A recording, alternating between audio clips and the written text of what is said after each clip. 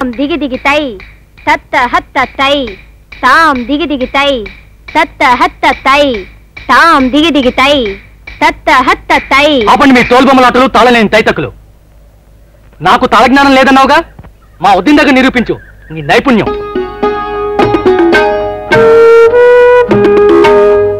అమ్మాయి నీ పేరేంటి? జయ. మా పారుకు తాళజ్ఞానం లేదన్నావంట. నాకు అనిపించింది అన్నాను. నేను ఎన్నోసార్లు విన్నాను, నాకు అనిపించలేదే. మీకు కూడా తాళజ్ఞానం లేకపోవచ్చు. ఏం కూసావు? నాట్యనందిని ఆ పేరు ఎత్తకండి, ఆమె మా గురువు గారు. ఏంటి నాట్యనందిని మీ గురువా?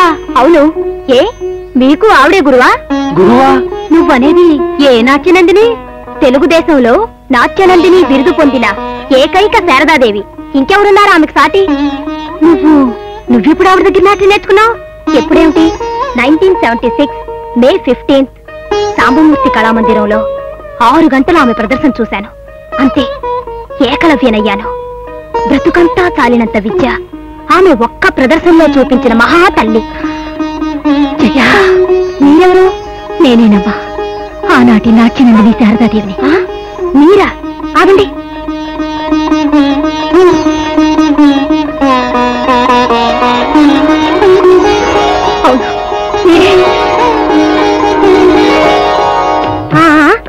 లేమ్మలే, నా నాట్యం నీలాంటి గొప్ప కళాకారుని ఉత్తేజపరిచిందని తెలిసి నేనెంతో గర్విస్తున్నానమ్మా. నువ్వు ఊరుకోవయ్యా పారు. ఏమ్మా జయ, మా మరిదికి తాళజ్ఞానం లేదన్నావంట. నన్ను క్షమించండి, మీ మరిదని తెలియకన్నాను. తెలిస్తే ఆయనకి తాళ పాతాళ భేతాళ జ్ఞానాలన్నీ ఉన్నాయని అప్పుడే ఒప్పుకునేదాన్ని. తెలియక చేసిన అపరాధం మన్నించండి. లేదమ్మా, నువ్వన్నావంటే మా మరిదికి జ్ఞానం లేదని నేను ఒప్పుకుంటాను. నువ్వేం మాట్లాడకు.